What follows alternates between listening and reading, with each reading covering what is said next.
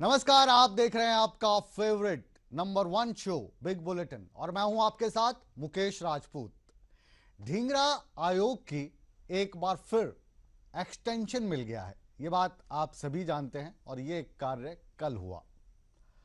इस एक्सटेंशन में जो टेंशन शब्द है वो सब पर भारी पड़ रही है।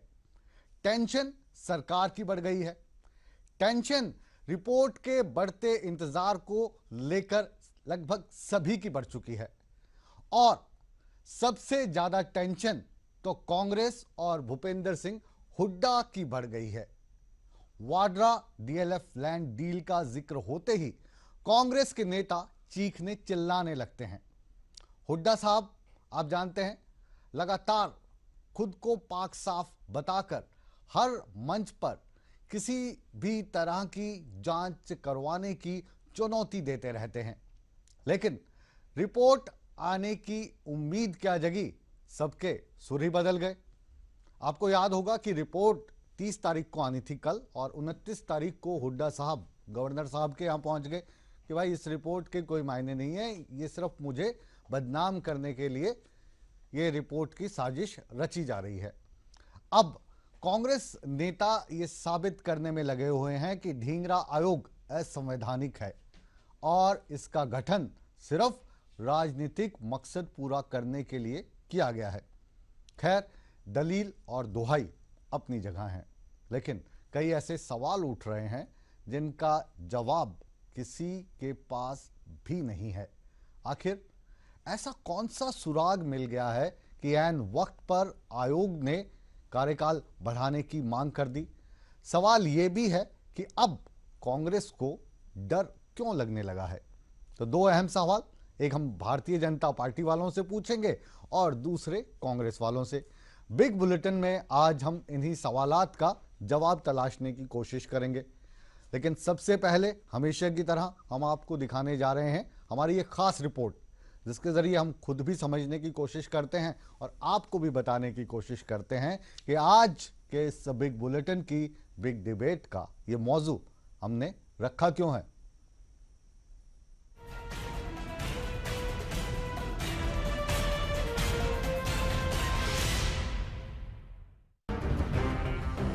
बहुचर्चित Robert Vadra DLF land deal की जांच रिपोर्ट के लिए अभी और इंतजार करना होगा। गुरुवार को आयोग का कार्यकाल पूरा हो रहा था, हर कोई रिपोर्ट का इंतजार कर रहा था, लेकिन इस बीच आयोग के प्रमुख जस्टिस एस.एन. ढींगरा ने सरकार को चिट्ठी लिखकर 6 हफ्ते की एक्सटेंशन की मांग की। सरकार ने आयोग की अर्जी मंजूर करते हुए उसका कार्यकाल 8 हफ्ते के लिए बढ़ा दिया। देखिए, पहले भी चूंकि थोड़े बहुत समय के लिए इसका अंतर पड़ता नहीं है, इसलिए नहीं पड़ता है कि 10-5 दिन ज़्यादा इसलिए दिए जाए ताकि और भी कोई बात कल को फिर ना आए, उस समय के ऊपर तैयार करके हमको दे सके। तो उसमें 6 हफ्ते का या 2 महीने का कोई ज़्यादा अंतर नहीं। ढींगरा आयोग को लेकर सियासत भी खूब हो रही है। इनेलो इस आयोग को असंवैधानिक करार दे रही है। कोई भी आयोग जब बनाया जाता है उसके लिए या तो विधानसभा में उसका गठन किया जाता है और या फिर कैबिनेट उसका गठन करती है। मुख्यमंत्री गठन कर नहीं कर सकता, उसको अधिकार नहीं है इस बात। और ये जो आयोग बनाया था ये मुख्यमंत्री ने बनाया।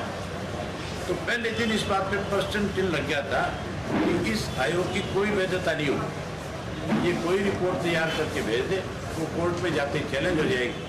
भारतीय जनता पार्टी जो है वो कांग्रेस के लोगों को बचाने का काम करे। ढींगरा आयोग को लेकर कांग्रेस भी तिल मिलाई हुई है। बुधवार को पूर्व मुख्यमंत्री भूपेंद्र सिंह हुड्डा ने राज्यपाल को चिट्ठी लिखकर आयोग को रद्द करने की मांग की, तो अब कांग्रेस नेता आयोग की संवैधानिकता पर सवाल उठा रहे हैं। अधिकारियों को बार बार उनके द्वारा समन किया गया, वो सब वहां पर गए, सबने जांच में सहयोग किया। उसके बाद ये यकायक पूरी बात का बदल जाना एक नए षड्यंत्र की ओर इशारा करता है। माननीय जस्टिस एस.एन. ढींगरा ने एक ऐसी ट्रस्ट के लिए जिसके वो मुखिया हैं, उसके लिए गुड़गांव के निजी व्यक्ति से उपहार स्वरूप जमीन लेकर, गिफ्ट में जमीन लेकर अपनी निष्पक्षता और तटस्थता पर गहन प्रश्न चिन्ह खड़ा कर दिया। कांग्रेस के इस सुर पर अब सवाल भी उठने लगे हैं और सरकार की रिपोर्ट आने से पहले ही ये लगने लगा है कि दाल में कुछ तो काला है। ये तो सहयोग जो आयोग हमने जो गठित किया है वो कुछ तथ्यों के आधार पर गठित किया है। आज नहीं किया, 1 साल पहले गठित किया गया था। और जब 1 साल पहले कोई चीज़ गठित की गई है, आज जब उसका रिजल्ट आने वाला था, उस समय ये सारी बातें उनको याद आई हैं। इसका मतलब कहीं ना कहीं कोई दाल में काला है। वाला को राज्यसभा के चुनाव में अपनी वोट डालनी नहीं आती, वो हमें सरकार चलानी सिखाएगा। क्या हमको नहीं मालूम कि बिना कैबिनेट के पास किए कमीशन नहीं बनाया जा सकता? बाकायदा कैबिनेट की मीटिंग में 1 जून 2015 की मीटिंग में इसको पास किया गया और इसकी जो टर्म्स में बाद में चेंज किया गया वो 15 अगस्त 2015 को किया गया। बहरहाल आरोप प्रत्यारोप अपनी जगह है और हकीकत अपनी जगह, लेकिन इस बीच एक सवाल ये उठ रहा है कि 1 साल पहले किसी भी तरह की जांच करवाने का चैलेंज देने वाली कांग्रेस अब सहमी क्यों हुई है? Bureau report, ETV news. बड़े बड़े नेताओं को आपने सुना, लेकिन वो लोग जो इस आयोग के बारे में कम जानते हैं, वाड्रा लैंड डील के मामले में थोड़ा कम जानते हैं, या यादाश्त उनकी थोड़ी कम है मेरी तरह, उनको हम अब बताते हैं कि ये पूरा मामला है क्या। दरअसल रॉबर्ट वाड्रा साहब, नाम तो आप सबने सुना ही होगा, आदरणीय सोनिया गांधी जी के जवाई, राहुल जी के जीजाजी और प्रियंका जी के हस्बैंड, पति। उन्होंने गुड़गांव के शिकोहापुर गांव में करीब 3.5 एकड़ जमीन खरीदी। कोई भी खरीद सकता है, सबको हक है। और फिर क्या हुआ? तत्कालीन हुड्डा सरकार ने उस जमीन पर कॉलोनी बनाने का लाइसेंस दे दिया। तो ये जो लाइसेंस दिया गया, तो जाहिर है कि उस जमीन के भाव, जो पहले कोड़ियों के भाव खरीदी गई, फिर सोने के भाव हो गए। तो वाड्रा साहब ने क्या किया कि इस जमीन को खरीदने के बाद इस जमीन को डीएलएफ, जो एक बड़ी कंपनी है, 58 करोड़ रुपए में बेच दिया। आरोप ये लगे कि ये जो सारा कार्यक्रम किया गया, ये नियमों को ताक पे रखकर हुड्डा सरकार ने किया। अब क्यों किया हुड्डा सरकार ने, ये भी आप समझ सकते हैं। और आरोप जो लग रहे हैं उससे ये कि सोनिया जी के जवाई हैं, और अगर सोनिया जी खुश तो कांग्रेस में बल्ले बल्ले तो होनी है। तो वाड्रा साहब ने कॉलोनी का लाइसेंस पा लिया और इसमें आरोप ये लगे कि नियमों को ताक पे रखकर हुड्डा साहब ने इनको दे दिया।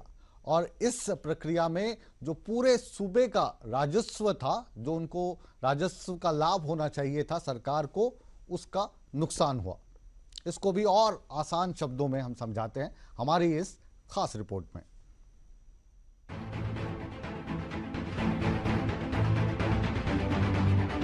रॉबर्ट वाड्रा डीएलएफ जमीन सौदे को लेकर पिछले कुछ समय से विवाद चल रहा है। दरअसल साल 2008 में वाड्रा की कंपनी स्काईलाइट्स हॉस्पिटैलिटीज ने गुड़गांव के शिकोहपुर में करीब 3.5 एकड़ जमीन खरीदी। इस जमीन का सौदा 7.5 करोड़ रुपए में दिखाया गया। वाड्रा ने तत्कालीन हुड्डा सरकार से बिना किसी दिक्कत के कमर्शियल कॉलोनी बनाने का लाइसेंस ले लिया और बाद में ये जमीन डीएलएफ को 58 करोड़ रुपए में बेच दी गई। लेकिन साल 2013 में तत्कालीन चकबंदी महानिदेशक अशोक खेमका ने जमीन सौदे को फर्जीवाड़ा करार दिया। अशोक खेमका के मुताबिक ये जमीन फर्जी कागजात के आधार पर खरीदी गई, जिसके लिए कोई पैसा नहीं दिया गया। 21 मई 2013 को दी गई खेमका की इस रिपोर्ट में आरोप लगाया गया कि रॉबर्ट वाड्रा ने 50 करोड़ रुपए लेकर डीएलएफ को सस्ते में लाइसेंस शुदा जमीन दिलवाई।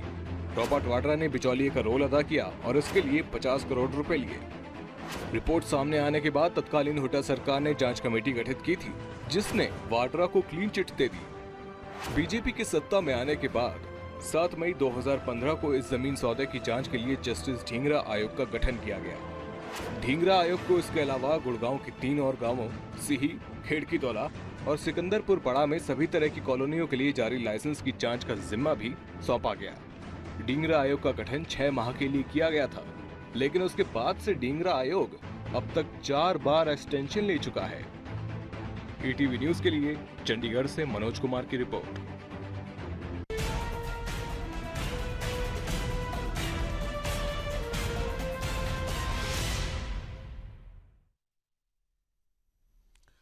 तो अब आप समझ गए होंगे कि आज बिग बुलेटिन की बिग डिबेट का ये मौजू हमने फिर एक बार रखा क्यों है।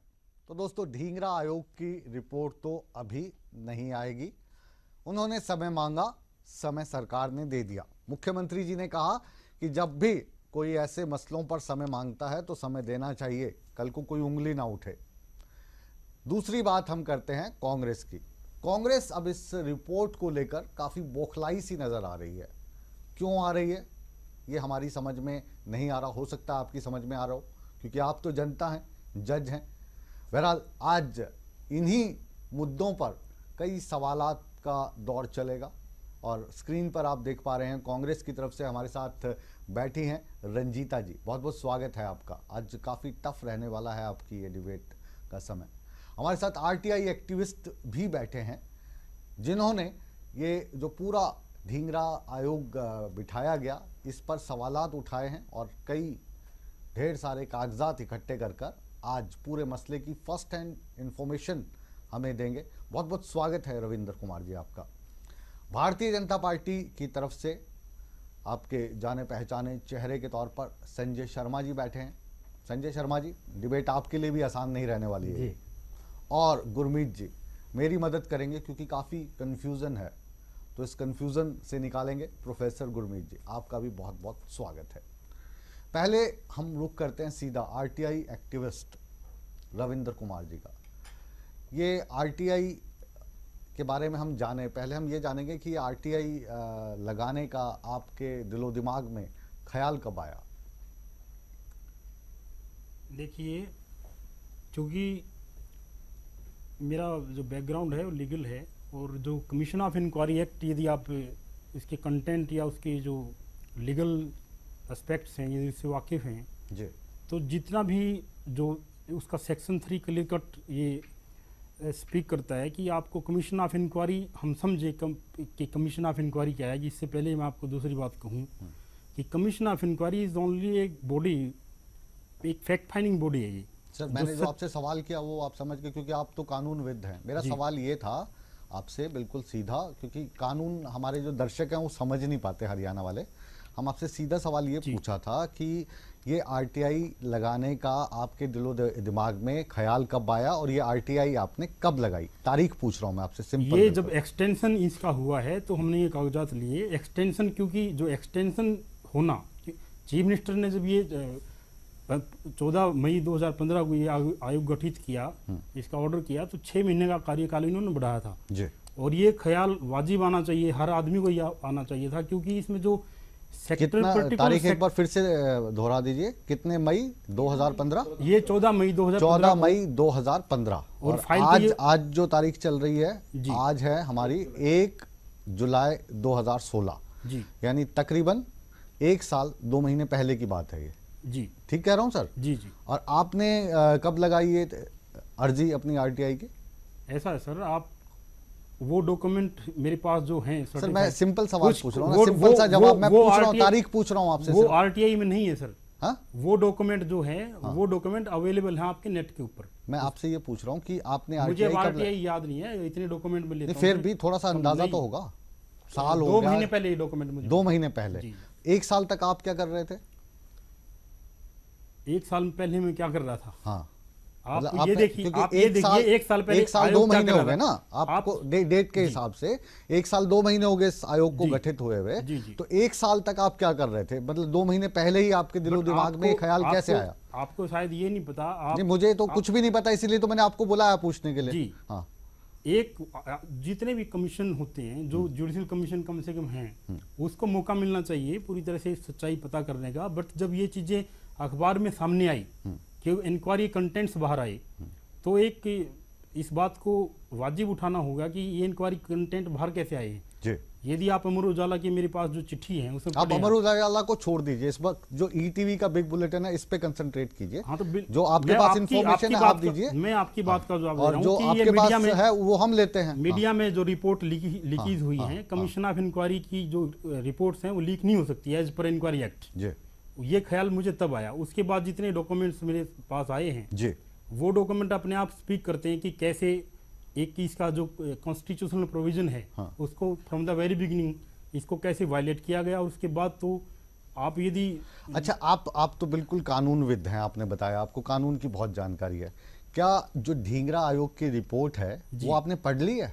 नहीं बताइए, फिर आपको कैसे पता लगा कि जो अमर उजाला में छपा है वो डॉक्यूमेंट लीक हो गया और वो सत्य पे आधारित है? आपके चीफ मिनिस्टर महोदय वो बात कंटेंट मीडिया में लीक करते हैं। चीफ मिनिस्टर कुछ भी कहें, ऐसे चीफ मिनिस्टर वाले जो साहब बैठे हैं, यदि आप रविंदर जी जो चीफ मिनिस्टर वाले साहब बैठे हैं ना आपके बगल में, बिल्कुल उनके पास मैं आऊंगा और उनसे भी ऐसे ही सवालात होंगे जैसे आपसे होंगे, ठीक है? तो जो हम आपसे पूछ रहे हैं आप उसका जवाब दीजिए।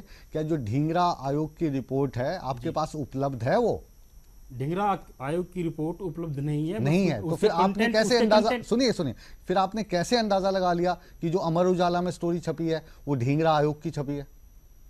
ढींगरा आयोग का इंटरव्यू उन पे छपा हुआ है। ढींगरा साहब का इंटरव्यू छपा, उनका इंटरव्यू है आपके एक अखबार, वो अनऑफिशियल।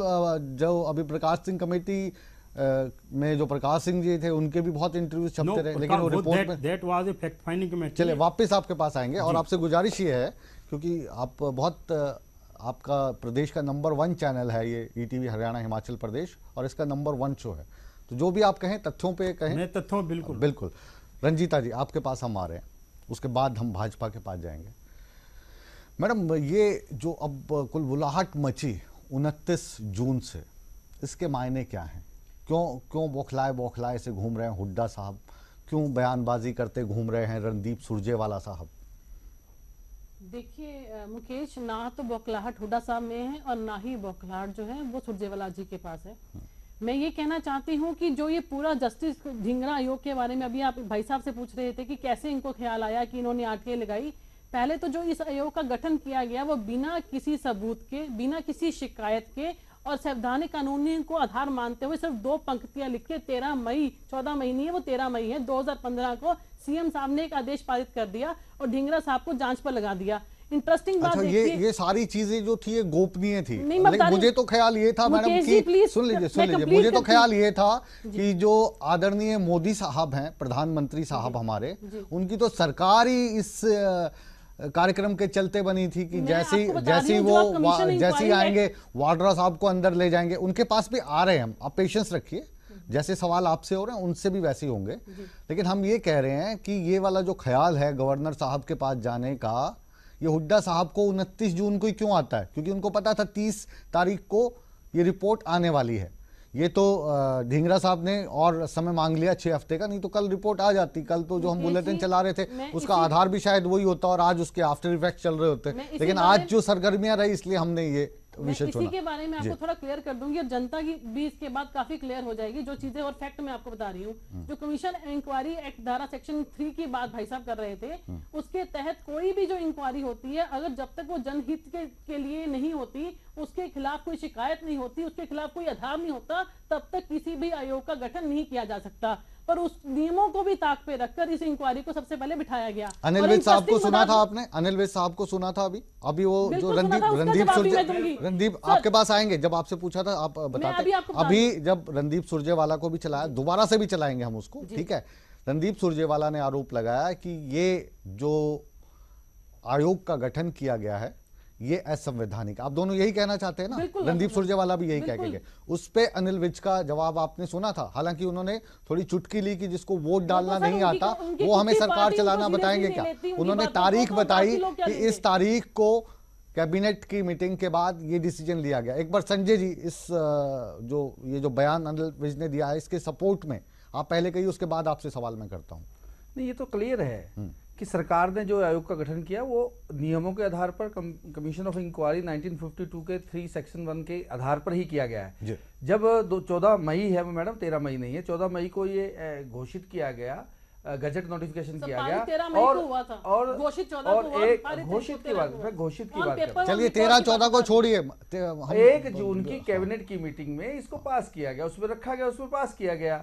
पब्लिक इंटरेस्ट क्या होता है? क्या पब्लिक इंटरेस्ट कैसे से किया? कोई एप्लीकेशन डालेगा उसके आधार पर ही कुछ किया जाएगा। जब एक परसेप्शन बन गई कि लोग ये कह रहे हैं, परसेप्शन बनाई गई है, बनाई हमने थोड़ी बनाई। एक अधिकारी, चलो इनको हम कहते हैं, अगर मुझे बीच में टोकेंगे मुकेश जी मैं कैसे बोल पाऊंगा? एक मिनट मैडम, आपकी बात सुनी जा रही थी जब मैंने इनको कहा बोलने के लिए, फिर आप कहते हो कि बीच में बोलने मत देना संजय जी को। तो मैडम आपके पास आएंगे ना, अभी तो एपिसोड शुरू हुआ है, 8 बजे तक आप कहेंगे छोड़िए कुछ और बात करते हैं। ठीक है, तो आज इनको कहने दीजिए, फिर आपके पास आएंगे संजय जी। जो कमीशन बनाया गया किसी परसेप्शन के आधार पर बनाया गया, किसी की एप्लीकेशन की जरूरत नहीं होती। जब लोगों में ये धारणा बन गई और एक अधिकारी ने इस विषय को उठाया, उसने एक मोटेशन कैंसिल कर दी, एक जनरल परसेप्शन ये बना कि इसमें बहुत बड़ी धांधली हुई है, और धांधली दिखती भी है कि 7.5 करोड़ की जमीन 8 भाव में कुछ दिनों में बढ़ जाती है कीमत। ऐसा क्या आसमान लग रहा है, कौन सा रॉकेट हवाई लॉन्चर बन गया उसके अंदर की जमीन रातों रात उसके आसमान को रेट छुए? तो कोई ना कोई शक की सुई उसकी तरफ जाती है उसी के आधार पर, क्योंकि लोगों की ये पब्लिक की डिमांड थी कि अगर कोड़ियों के भाव की जो जमीन है वो रातों रात सोना बन जाती है जैसा आपने भी कहा, तो उसके पीछे कोई ना कोई भावना होगी। ये आपने सवाल का जवाब दिया हमारे आरटीआई एक्टिविस्ट रविंदर जी का, कांग्रेस का। अब आप हमारे सवालों का जवाब दीजिए। आप जब सत्ता में आए तो मैलिफाइड इंटेंशन आपकी ये थी कि जो सोनिया गांधी का परिवार है उनसे जुड़े हैं रॉबर्ट वाड्रा, इसलिए वो निशाने पर हैं, और वो मैलिफाइड इंटेंशन आपकी साबित होगी उस वक्त जब आपने सिर्फ गुड़गांव के सेक्टर 83 को चुना। क्यों चुना भाई सेक्टर 83 को? बाकी जो लोगों ने ज़मीन खरीदी होगी, CLU करवाए होंगे, उनके पीछे क्यों नहीं भागे आप? Why only Robert Vadra? ज्यादा जनरल जो बात आई थी, जनरल बात नहीं। एक मिनट बोलने दीजिए मैडम प्लीज, फिर आप जवाब दे दीजिए उनका। जो मैंने इनसे सवाल पूछा आप बता दीजिए रंजीता जी उसका जवाब। देखिए मुकेश जी, मैडम बोलने दीजिए उनको, उनका आप ही के एक स्काईलाइट हॉस्पिटैलिटी के नाम की कंपनी एक जमीन को खरीदती है, उस पर कॉलोनी विकसित करने के लिए एक लाइसेंस लेती है, लेकिन वो वहां कुछ विकसित नहीं करती, और एक बड़ी कंपनी को वो एक बहुत बड़ा मुनाफा लेकर के दे देती है। वो एक ही सेक्शन की बात आई, एक ही सेक्टर की बात आई 83 की। 3 एकड़ जमीन, 3 एकड़ जमीन क्या पूरी भारत सरकार के लिए, हरियाणा की सरकार के लिए इतना बड़ा इशू बन गई? कितने CLUs हुए हैं, उन पे किसी पे जांच क्यों नहीं? रॉबर्ट वाड्रा पर ही जांच क्यों? ये सिर्फ 3 एकड़ जमीन का मसला नहीं है। तो किसका मसला है? ये मसला है सोनिया गांधी के जमाई का। ये मसला है सोनिया गांधी के जमाई का। ये मसला है भाजपा वर्सेस कांग्रेस का। सिर्फ सोनिया गांधी का दामाद नहीं था, वो सरकार के दामाद थे। सोनिया गांधी उस समय सुपर पावर थी। एक व्यक्ति जो उसकी सरकार की मुखिया का दामाद हो, अगर उसको रातों रात इतना लाभ पहुंचाया जा रहा है तो सक्की सूझ जाती है। नेचुरली लोगों को यह है कि जो सत्ता में बैठे लोग हैं, अगर रातों रात थोड़ी सी 3 एकड़ जमीन के इतने पैसे कमाते हैं तो और तो पता नहीं देश में उन्होंने क्या कुछ घपलेबाजी की होगी। तो एक सत्ता को चलाने वाले लोग, सत्ता लोक सेवा के लिए होती है, सत्ता पैसे कमाने के लिए नहीं होती। अच्छा चलिए वो सब जनता है, समझती है, चाहे कोई कुछ भी बोले जनता समझती है। ये जो मसला है कुल मिला के 58 करोड़ का है, और अगर 58 करोड़ की हम बात करें और इंदिरा गांधी के जमाई का नाम लें तो बहुत बड़ा मसला है। वैसे आप ये जानते हैं कि गुड़गांव में जो ज़मीन के CLU होते हैं करोड़ों के, अरबों के हो चुके हैं, लेकिन उनकी जांच अभी नहीं चल रही, इसलिए आप शक के दायरे में हैं। राजनीतिक स्वार्थ इसमें दिखाई देता है। गुरमीत जी आपके पास हम आते हैं। ये जो पूरा प्रकरण चल रहा है, हम क्लीन चिट किसी को नहीं दे सकते, ना कांग्रेस को ना बीजेपी को। राजनीतिक बदले की भावना इस पे नज़र आती है, लेकिन अब जो ये आयोग की रिपोर्ट को लेकर, ढींगरा की आयोग की रिपोर्ट को लेकर जो सवालात उठ रहे हैं कि इसमें बहती गंगा में हाथ ढींगरा साहब भी धो गए, ऐसा आरोप कांग्रेस के नेता लगा रहे हैं। इन आरोप का क्या मतलब है? हुड्डा साहब गवर्नर के पास मिलने जा रहे हैं, उस मुलाकात का 29 तारीख को क्या मतलब है? और अब 6 हफ्ते की एक्सटेंशन का क्या मतलब है? ये आप हमें समझिए। इस सारे का मतलब अगर मैं इसे एक देसी मुहावरे में कहूँ तो इस मामले में पूरी तरह से अब रायता फैल चुका है, पूरी तरह से। यानी एक चीज़ नहीं है, जहां आप हाथ लगाओ। अब जैसे आपने ढींगरा साहब की बात की, देखिए वो कहते हैं ट्रस्ट के लिए ज़मीन ली। हम लोग फिर INLD पे जो इतने बाकी लोग क्वेश्चन उठाते रहे, उन्होंने भी तो ट्रस्ट बना के ज़मीनें ली थी।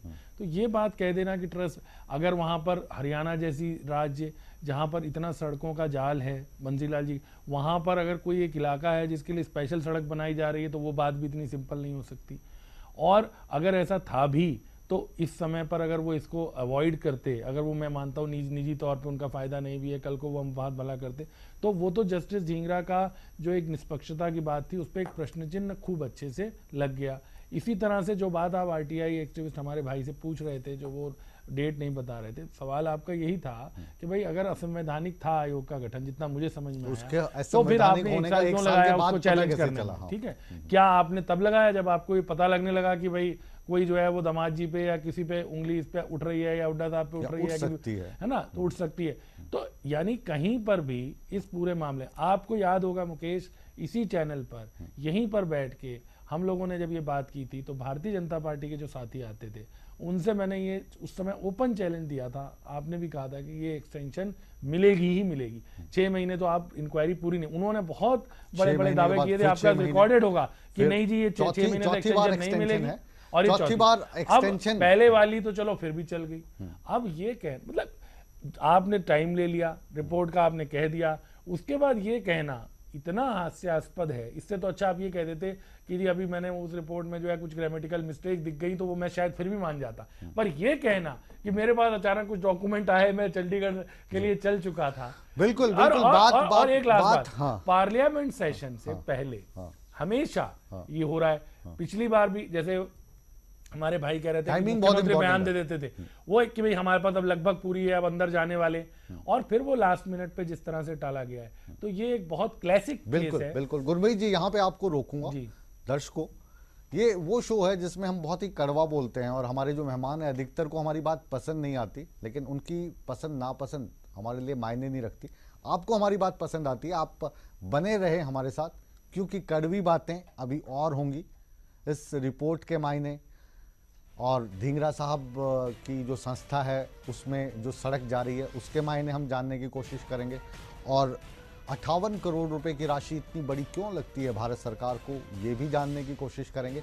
सभी चीज़ों पर बातचीत करेंगे, और इस बातचीत में अगर इनेलो शामिल नहीं होगी तो मज़ा नहीं आएगा, इनेलो को भी शामिल करेंगे। बने रहिए हमारे साथ, मिलते हैं एक छोटे से ब्रेक के बाद।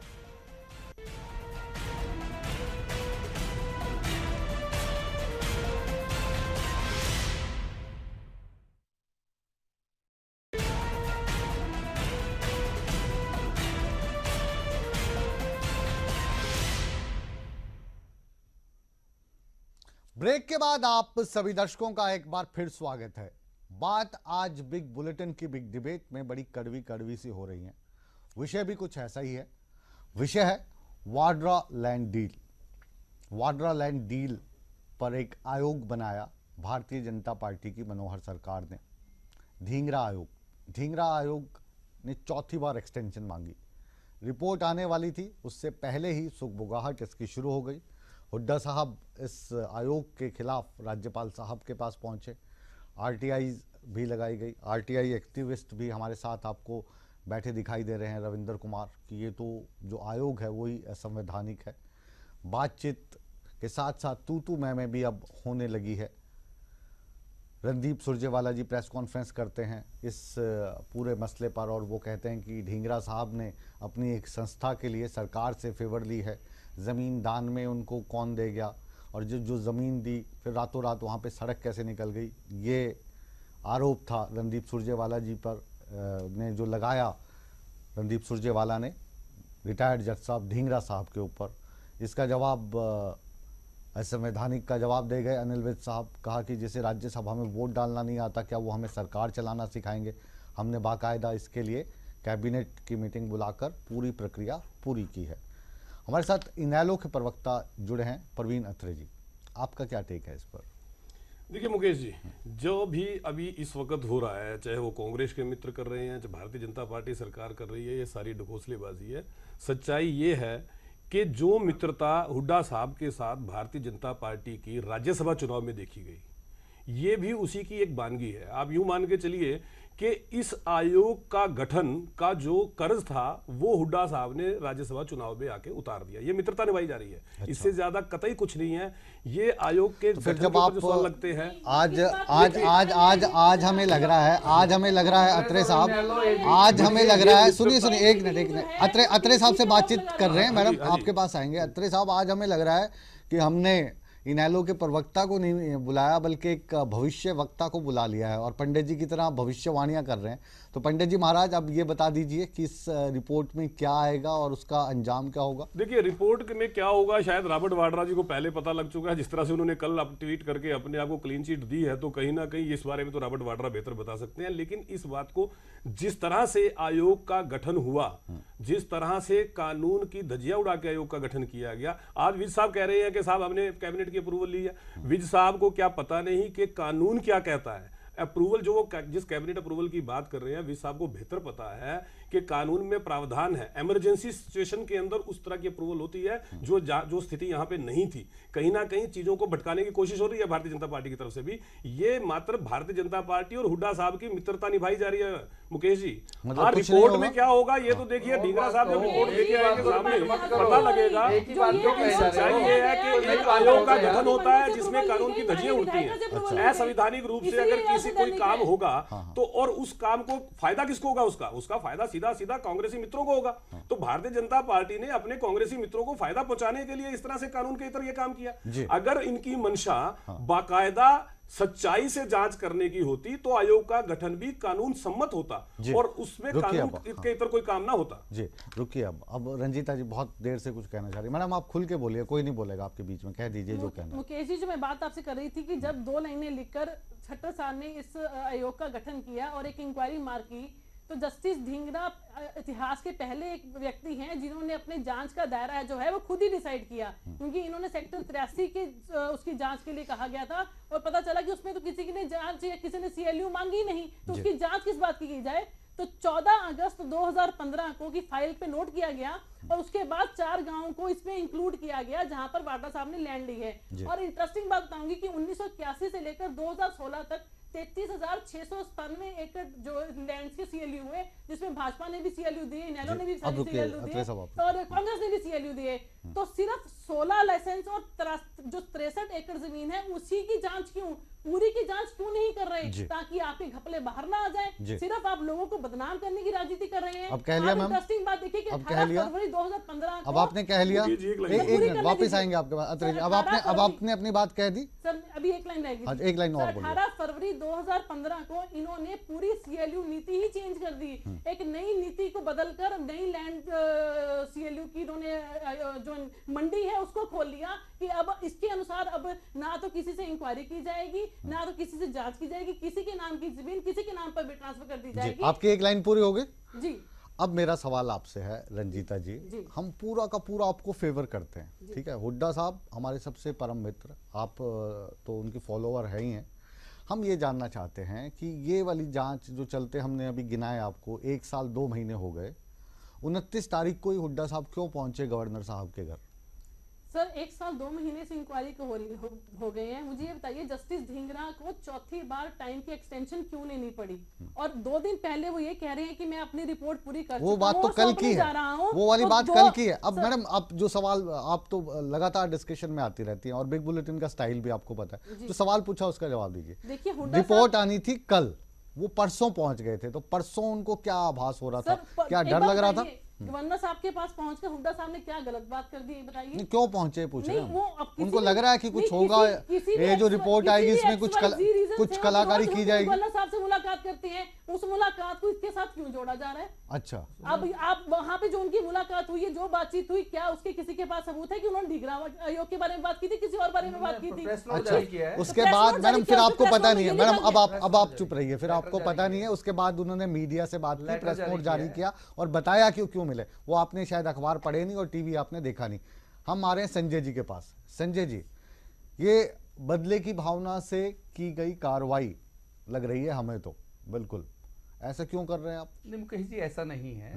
सरकार का कोई मनसा बदले, किससे बदला लेना, किस लिए लेना? असल में हुड्डा साहब से लेना। हो क्या रहा है कि ये जो एक कहावत आपने सुनी है ना, चोर की दाढ़ी में तिनका।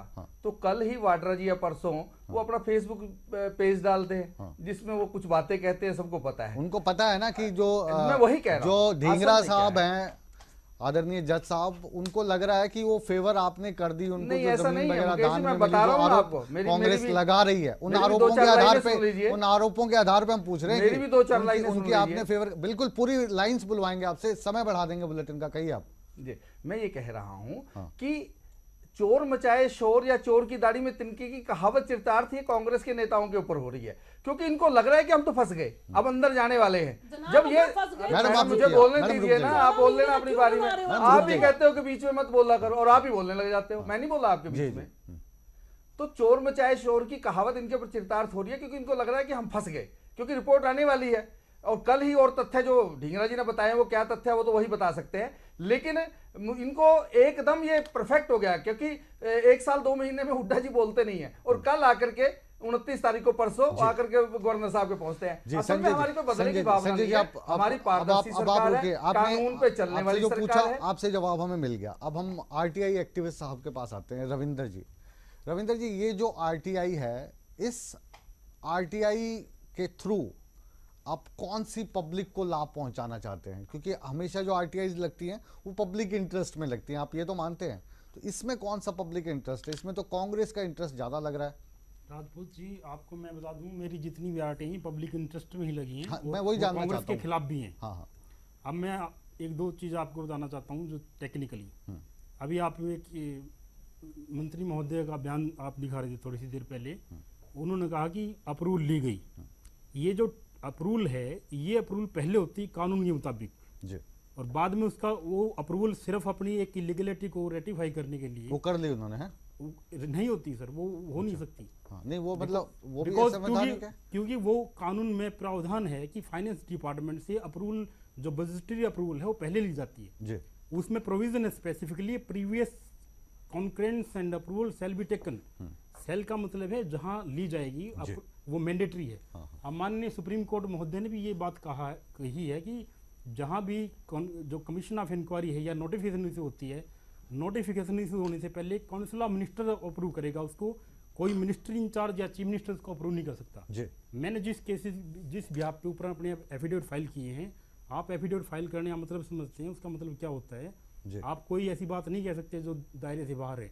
मैंने जो एफिडेविट फाइल, क्या दायरा बनाया उसमें दायरा यही है कि एक चीफ मिनिस्टर ने जो ये कार्रवाई करी है, मैंने खुद कहा है लोकायुक्त महोदय को कि हरियाणा में, सारे हरियाणा में जांच होनी चाहिए। एक मैं आपको एक बहुत, अब तक वो बात मैंने बाहर नहीं निकाली थी। आप ये कह रहे हैं कि वाड्रा के साथ साथ जो बाकी अनियमितताएं हैं उसकी जांच होनी मैं वहीं आ रहा हूं। आप मेरी एक लेकिन जब जिस तरीके से आप चीजों को पेश कर रहे हैं ना, कल भी हम देख रहे थे, तो उसमें हमें ये लग रहा था कि नो जो आपकी जो बातचीत है, सुनिए सुन लीजिए ना, हम बिल्कुल दिल की बात कह रहे हैं, सच्ची बात कह रहे हैं, कड़वी बात कह रहे हैं कि वो आपकी बातचीत से लग नहीं रहा था कल भी, और जब हम पहले दौर में बातचीत कर रहे थे कि वो आप हरियाणा का भला करना चाह रहे हैं। आप हमें लग रहे थे कि इस आरटीआई की मार्फत आप कांग्रेस का भला करना चाह रहे हैं। नहीं, आप मेरी कंप्लेंट पढ़िए।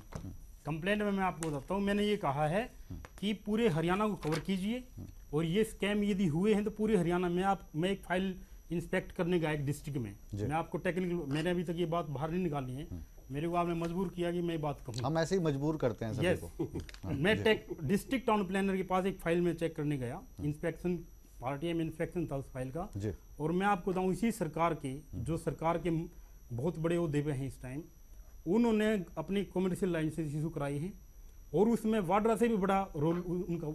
जो जमीनों की बातें ये कर रहे हैं वो पूरे हरियाणा में हुए।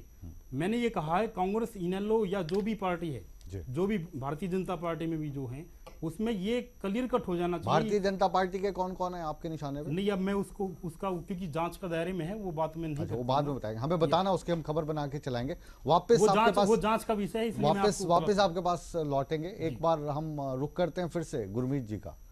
गुरमीत जी, अब ये जो जांच है, इस जांच का नतीजा क्या निकलेगा? क्योंकि दशकों से आप हरियाणा कवर करते आए हैं, कोर्ट आपने कवर किए हैं, कचहरी है, आप जाते आते रहते हैं, क्या होगा? राजनीति का खेल पूरा आप समझते हैं? नहीं, देखिए, अभी तो ये बात अभी तो लटक गई, देखिए 2 महीने के लिए, और नंबर 1। नंबर 2, जहाँ तक ये बात है, दिक्कत ये है कि मान लीजिए इन्हें चीज़ असल में जो मुझे लगती है, ये जो अब यह संवैधानिकता का सवाल क्यों उठा, कि कांग्रेस ने शुरू में इस चीज़ को स्टडी नहीं किया, और इतने महीने उन्होंने इस चीज़ पे ध्यान नहीं दिया, और अब उन्हें जब ये लगा, या जब उन्हें लगा कि रिपोर्ट आ रही है, उसमें कैसे बचाव करना है, तब ये पॉइंट सामने आया, चाहे वो आरटीआई की उसके माध्यम से सामने आया, या वो उन्हें किसी ने जानकारी दी, क्योंकि सूत्र तो अब हर पार्टी के होते हैं, तभी उनको वो आगे मालूम चला। अब दिक्कत जो इसमें चल रही है वो ये चल रही है कि लगभग, आपको अगर याद होगा मुकेश, 5-6 महीने पहले भी, और ये बात कल भी चर्चा में थी, कि जब भी सेशन पार्लियामेंट का हो रहा होता है, क्या खेल किस लेवल पे हो रहा है। देखिए, जो रिपोर्ट रुकी है, पहली बात तो मैं बिल्कुल स्पष्ट कह रहा हूं कि जितना मेरा अनुमान है, वो कोई इस वजह से नहीं रुकी गई है कि उसमें कोई नई जानकारी आ गई, ठीक है। अब वो रुकी है तो नेचुरली वो कोई ना कोई पार्टी स्तर पर कोई ना कोई बातचीत हुई है, कोई जिसे हम डील कहते हैं वो हुई है क्या।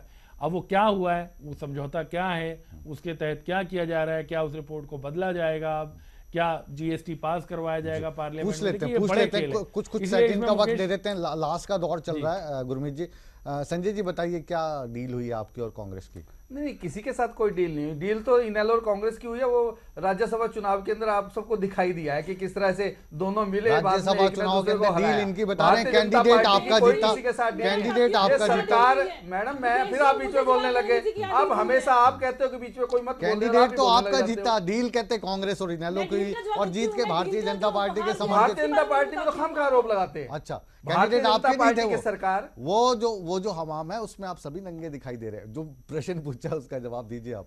नहीं, इसमें कोई डील नहीं है। अगर उन ढींगरा जी ने कोई बात कही है तो उनके पास उसके तथ्य होंगे। हाँ। हमारी सरकार ने उनको 31 तारीख तक का समय दिया था, उन्होंने फिर कहा है कि मेरे पास कोई नए तथ्य आए हैं, इसके कारण से उनको एक्सटेंड किया है। लेकिन मुझे ऐसा लगता है कि कांग्रेस के लोग केवल मात्र एक हो हल्ला मचा करके एक इस तरह की बातें फैला करके कि इस आयोग के ऊपर ही प्रश्न चिन्ह लगा दिया जाए, ताकि इसकी जो फाइंडिंग्स आए, इसकी जो रिपोर्ट आए, उस पर ही प्रश्न चिन्ह बाद में लग जाए, ताकि ये बचत निकले। लेकिन मैं ये ऑनलाइन कहना चाहता हूं कि कोई बचने वाला नहीं है, क्योंकि जो पाप इन्होंने किए थे उन पापों का घड़ा भर गया है और वो पापों का घड़ा फूटने वाला है।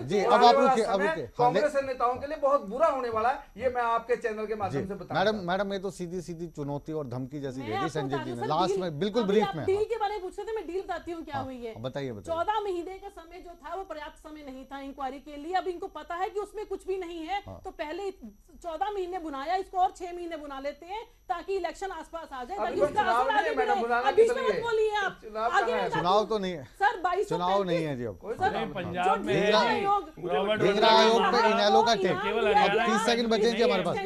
पंजाब में जो जमीन है, जिस तरह से अभी संजय शर्मा जी एक कहावत के बारे में कह रहे थे, चोर की गाड़ी में 3 कार।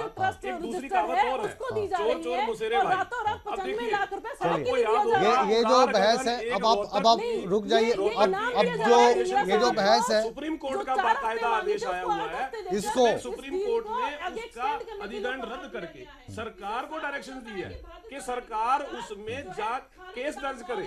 लेकिन भारतीय जनता पार्टी, अब आप सबसे गुजारिश है कि ये जो बिग बुलेटिन है इसका समय अब यहीं पर समाप्त हुआ है। और ये जो डिबेट है, ढींगरा आयोग हो चाहे वाड्रा लैंड डील, ये 1 घंटे में सिमटने वाली बहस नहीं है। जब ये रिपोर्ट आएगी उसके बाद भी बहस छिड़ेगी, लेकिन अब तकरीबन 2 महीने के लिए बहस टल गई है। लेकिन बयानबाजी इस तरीके से हो रही है कि एक दूसरे को कोस कर उसको नीचा और खुद को ऊंचा दिखाने की कोशिश लगातार हो रही है। ईटीवी लगातार इस आयोग पर, वाड्रा लैंड डील पर और उससे जुड़ी खबरों पर नज़र बनाए हुए है और सबसे पहले सटीक क्रेडिबिलिटी के साथ खबर आप तक पहुंचाएगा।